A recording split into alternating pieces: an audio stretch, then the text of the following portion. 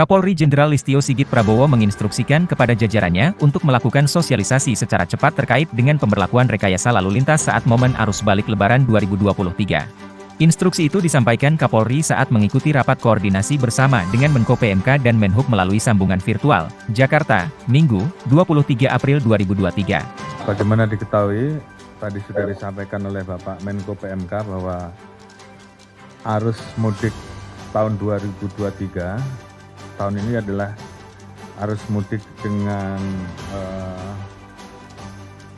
puncak mudik tertinggi sepanjang 2019, 2000 sampai dengan 2022 kemarin. Sehingga untuk arus baliknya ini juga menjadi arus balik tertinggi sepanjang tahun tersebut. Kebijakan rekayasa lalu lintas yang nantinya akan diterapkan saat arus balik mulai dari one way, kontraflow hingga kemungkinan penerapan ganjil genap. Pemberian informasi dilakukan secara cepat terkait rekayasa lalu lintas, kata Sigit, lantaran terdapat potensi dilakukannya perpanjangan one way sesuai dengan kondisi volume kendaraan yang ada. Mengingat, one way saat arus balik akan mulai diterapkan dari gerbang tol Kalikangkung KM 414 hingga jalan tol Cikampek Utama KM 70. Bahkan kemungkinan diperpanjang hingga KM 36 sampai dengan KM 3500. Oleh karenanya dengan adanya kemungkinan itu, Sigit menekankan soal penyampaian informasi yang sangat cepat dan tepat kepada masyarakat, khususnya para pemudik. Sehingga perlu dilakukan langkah-langkah dan upaya-upaya untuk melakukan rekayasa, khususnya dari jajaran kepolisian, seizin dari Bapak Menko PMK dan Bapak Menhub, untuk pengaturan baik di jalur tol maupun di jalur arteri. Perlu kami sampaikan kepada rekan-rekan media bahwa pemberlakuan langkah-langkah rekayasa mulai dari one way, kontraflow,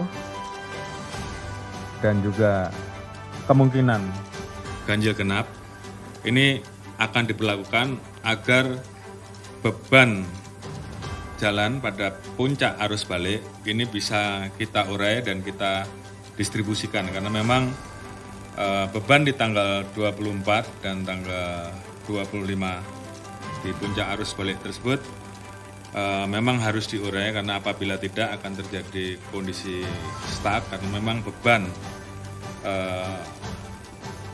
terkait dengan luas jalan ini memang beban yang ada melampaui dari kapasitas baik yang di jalan tol maupun di jalur arteri, sehingga kemudian ini tentunya perlu dilakukan langkah-langkah seperti pada saat kita melaksanakan one way pada puncak arus mudik kemarin. Kita akan melakukan langkah-langkah yang sama mulai dari 414 km di gerbang tol Kalikangkung sampai dengan kilometer 70 Cikatama. Demikian juga apabila ternyata harus dilakukan one way sampai dengan mengarah wilayah Jakarta, kami juga telah mempersiapkan mulai dari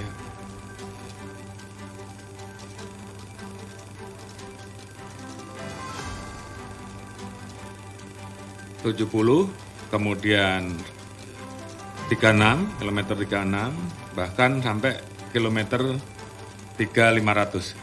Jadi hal ini semua kita persiapkan, termasuk juga pengaturan kontraflow disesuaikan dengan hitungan yang ada di Jasa Marga untuk pemantauan terkait dengan volume kepadatan lalu lintas yang melintas. Kemudian terkait dengan pengaturan-pengaturan lain, tentunya akan kita lakukan. Selain kebijakan rekayasa lalu lintas di jalan tol, Sigit menekankan, pihak kepolisian juga harus mengantisipasi situasi arus mudik di jalur arteri. Dengan antisipasi yang optimal, Sigit menyebut, baik di tol maupun arteri akan meminimalisir terjadinya kemacetan yang terjadi. Dan yang paling utama,